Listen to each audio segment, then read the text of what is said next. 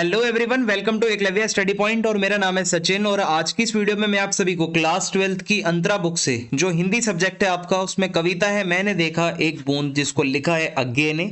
और ये बहुत ही छोटी कविता है, इसको लघु कविता कहा जाता है। और ये आसान भाषा में मैं आपको समझाने वाला हूँ। 2023-24 सेशन के लिए लेटेस्ट वीडियो है।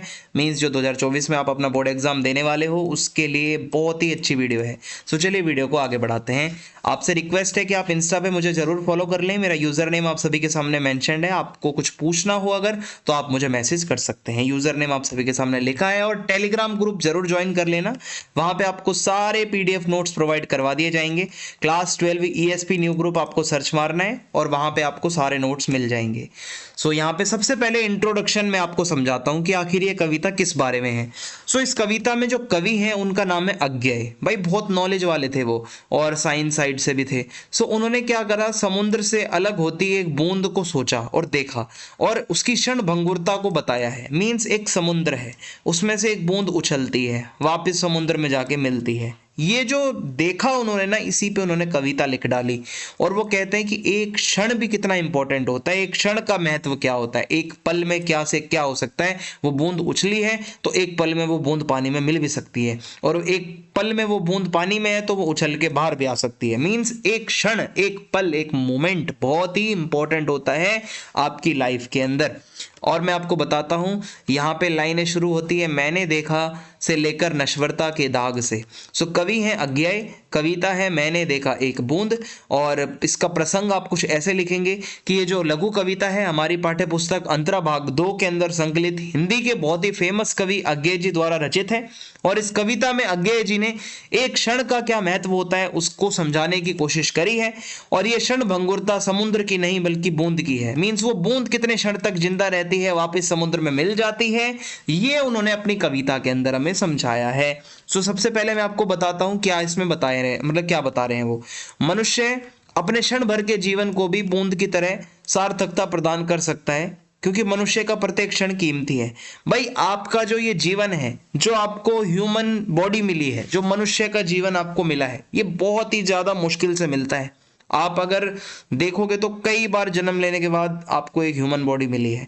और आप अगर अपने क्षणों को, अपने टाइम को वेस्ट कर दोगे तो यार फिर क्या फायदा।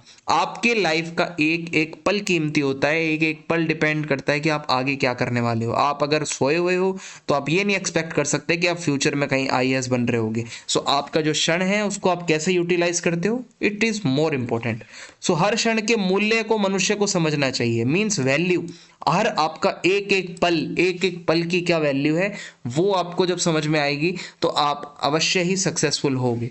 और बूंद का वो उदाहरण देते हुए बताते हैं कि एक क्षण भी मनुष्य के जीवन को बदल सकता है। मीन्स अगर आपकी लाइफ बोरिंग चल रही है, डाउनफॉल्स चल रहे हैं, वो एक क्षण आएगा जब आप ऊपर राइज करोगे। जैसे एक बूंद है वो समुद्र में रहती है, एक क्षण आता है वो उछलती है और वही क्षण में वो चमक जाती है, धूप लगती है उस पर और बहुत ज्यादा राइज करती है, फिर वापस मिल जाती है। हमारा जीवन भी ऐसा ही है कि आपको आपका जीवन जो है, आपकी किस्मत में एक टाइम आता है जब आप राइज करते हो, अपने पीक पर जाते हो, सेम इसी बूंद की तरह। ओके। देन कवि कहता है कि एक बूंद का सागर से अलग होने का अर्थ है कि अब उसका नष्ट होना भी तय है। मीन्स अगर कोई बूंद सागर से बाहर निकलती है तो ये तो नहीं परमानेंट हवा में रहेगी, भाई ग्रेविटी वापस तो खींचेगी उसे। मीन्स उसका नष्ट होना तय है। ऐसे ही बूंद सागर से अलग होकर स्वयं नष्ट हो जाती है, परंतु सागर कभी नष्ट नहीं होता है ना। बूंद ही तो नष्ट होती है, सागर थोड़ी ना खत्म हो जाते हैं। भाई जो बूंद निकलती है वो उठती है और वापस आती है और वो खत्म हो जाती है। सागर तो वैसा का वैसा ही रहता है। सो सागर हमारे यहाँ पे हमारे ब्रह्म है। मीन्स जो हमारे भगवान होते हैं हिंदू धर्म के अंदर, जो कि सबके क्रिएटर होते हैं। तो वो क्या है, क्रिएटर कभी खत्म नहीं होता, भगवान कभी खत्म नहीं होता। हम इंसान जो है ना वो बूंदे हैं, भगवान जो है वो सागर है। हम इस सागर की बूंदे हैं भाई। जितने भी मनुष्य हैं, हम जाते हैं कुछ क्षण के लिए बाहर जाते हैं, अपना जीवन जीते हैं 70-80 साल, 60 साल, फिर वापस उस ब्रह्म में मिल जाते हैं जाके।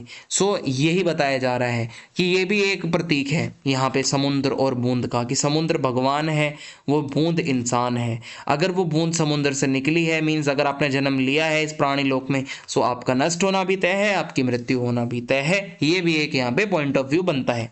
तो सागर से बूंद रूपी जीव थोड़े समय के लिए अलग होता है, अपना जीवन जीता है, और उसके बाद मुक्ति को प्राप्त कर लेता है। सो विशेष की बात करें तो इस कविता में कवि ने एक क्षण के महत्व को समझाया है। ठीक है, खड़ी बोली का यहाँ पे प्रयोग किया गया है और इस कविता में संगीतात्मकता है।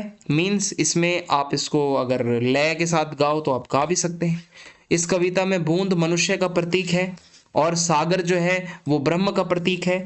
कवि की भाषा में भावनात्मक बातें बहुत ज़्यादा हैं, मीन्स इमोशंस हैं, और कवि ने अलंकारों को बहुत सुंदर तरीके से यूज करा है और ये एक छंद मुक्त कविता है। ठीक है, और प्रयोगवादी कविता है।